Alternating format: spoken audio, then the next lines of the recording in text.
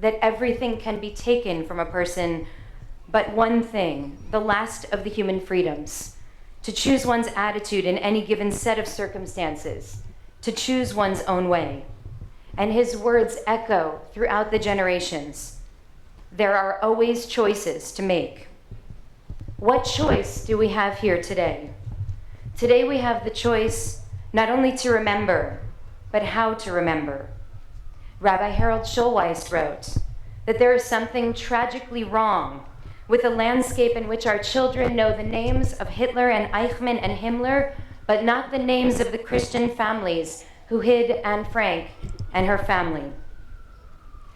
Abraham Joshua Heschel taught that the very objective of education, our purpose in raising our children, is to teach them not religion and community as a diversion or entertainment, but rather a spiritual audacity, intellectual guts, and the power of defiance. We tell this week sacred stories, stories not only of victimization, but stories of survival, stories not only of cruelty, but also of incredible courage and kindness, because we owe the victims more than remembering the names of the places where they were murdered and the names of those who oversaw the slaughter, because we owe the survivors and the descendants more than the memory of what was taken from them, because we owe the courageous men, women, and children who confronted unimaginable evil and stepped forward to save the lives of strangers simply for the love of humanity.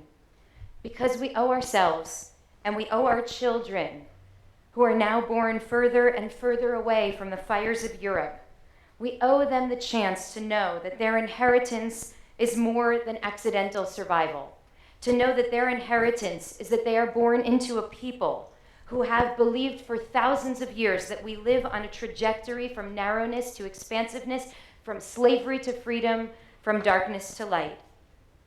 They should know that they are born into an inheritance of people who believe that faith and love and kindness will ultimately triumph over hatred and barbarism.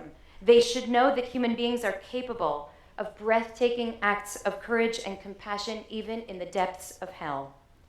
And when we choose to remember this way, we pave the only way forward toward a different reality for our children and grandchildren, one that honors the strength and potential of the human spirit and the glory of the human community, one that celebrates resistance, even in circumstances of extreme evil, one that honors love and its power to bring healing to the broken heart. And so today, I ask that we find the strength to make this choice. Here at the LA Museum of the Holocaust, we are told stories that hold suffering and honor the dead and name the atrocities, but also refuse to accept that the world is defined by those atrocities, and instead honors the threads of love and humanity and courage that have defined and continue to define countless interactions through years of horror and inhumanity. Yesterday, we read from the book of Leviticus, at the very end of the parashah, that God elevated us from out of Mitzrayim, from out of Egypt. Ki ani Adonai hama'aleh etchem me'eretz Mitzrayim. And the rabbis are struck by this because this is not the language we typically use. We don't say we were elevated out of Mitzrayim. We say God brought us out of Mitzrayim. Hotzeiti etchem me'eretz Mitzrayim. Well, I think the reason why is clear for us, because we have to make a choice. We didn't just leave our suffering behind. We have to make a choice to be elevated by the journey. We do not choose our suffering or our pain, but we can choose to be elevated in its aftermath. When our suffering closes our hearts, when our suffering deafens us to the cries of the weak and vulnerable and poor, we have left Egypt, but we have chosen not to be elevated by it. But when our struggle and our suffering opens our hearts instead to the cries of those who still to this day live in terror and isolation and under oppression, here across this country and around the world, then we have left Egypt and we have indeed been elevated by our pain. Eloheinu ve'Elohei avotenu ve'imotenu, our God and God of those who came before us. We ask your blessings today and in the decades to come, that you help us remember.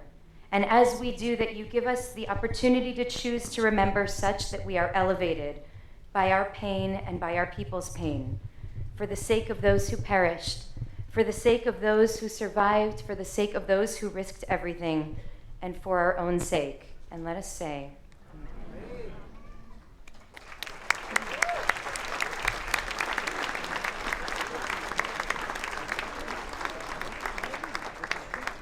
I'd like to call forward Randy Schoenberg, president of the Los Angeles Museum of the Holocaust.